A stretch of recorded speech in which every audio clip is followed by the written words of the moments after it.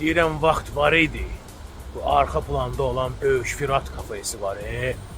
Üzbözdə yerləşirdi. Balaca bir dənə kafe idi ya, üstədim. Yadınızdadır o vaxtlar.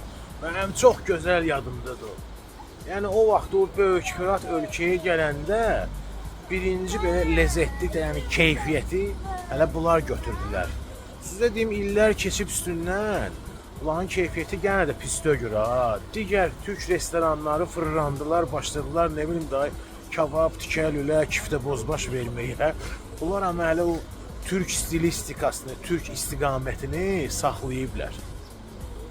Bax sizə deyim, xüsusən hava soyuq olanda mən gəlirəm bura, xüsusən bunların bu ağ fasolye şorbasını yeməyə.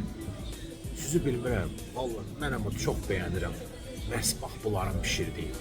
Bu dəqiqə mən sizə indi göstərirəm. Bəh. Baxın buna.